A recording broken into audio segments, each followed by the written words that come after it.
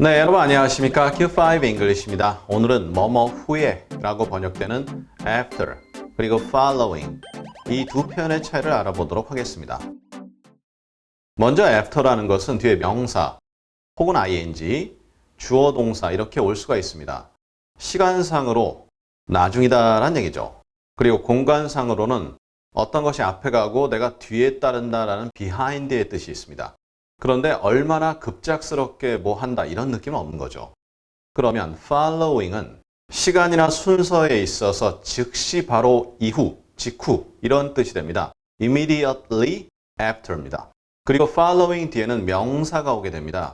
물론 ing도 가능하지만 following에 ing이 이미 있는데 거기 또 ing는 좀 어색하죠. 뒤에 주어 동사가 오는 일은 거의 없다 보시면 됩니다. 자, 그럼 이 두 표현은 의미상 거의 차이가 없는데요. 물론 즉시성이 있느냐 없느냐 차이인데요. 예문을 통해 자세히 뜻을 다져보도록 하겠습니다. What will life look like after the pandemic?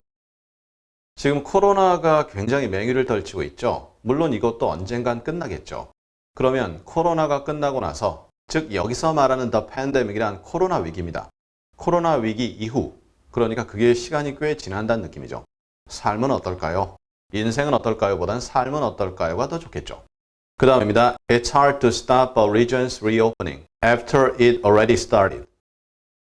이미 시작하고 나서 after이기 때문에 그 이후 언제인지는 모르겠습니다. 하지만 한 지역의 reopening, 다시 여는 거 아마 재개가 될 것 같은데요. 아마도 코로나로 인해서 한 지역이 봉쇄되어 있다가 다시 이제 상업도 하고 영업도 하고 그런다는 얘기인데 그것을 멈추기는 어렵다. 이렇게 되죠.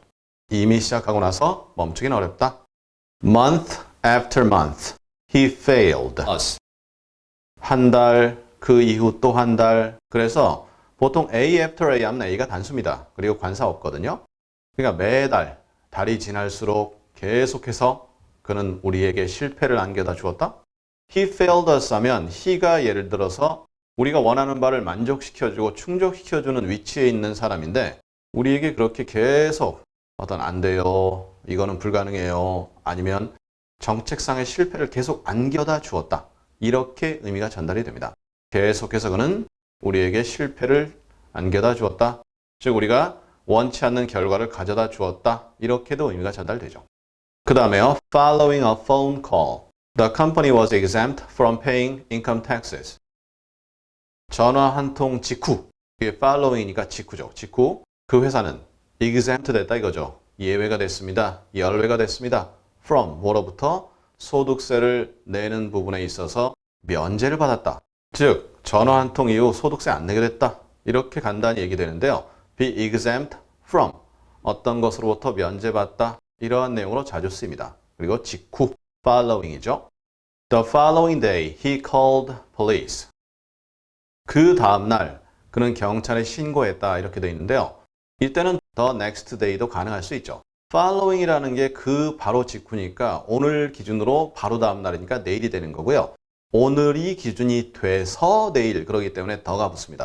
The following day 그는 경찰에 신고했다. 그 다음 오늘의 마지막 문장입니다. It would be rotten by the following day. 다음날까지는 그것은 썩을 것이다. 썩는다 확실하게 얘기하는 것이 아니라 썩을 것이다 이렇게 되어 있는데요. By the following day, 그 다음날까지. by라는 것은 언제까지라는 마감 시한을 나타내죠. 그러니까 어떠한 좋은 음식이 있는데 예를 들어 그것이 그 다음날 정도 되면 바로 뷔페에서 못 먹는다. 그러한 느낌으로 전달이 될 수가 있습니다. 자, 이렇게 해서 오늘 간단하게 after, following 두 단어의 의미 차이를 확인해 보았습니다. 거의 차이 없죠.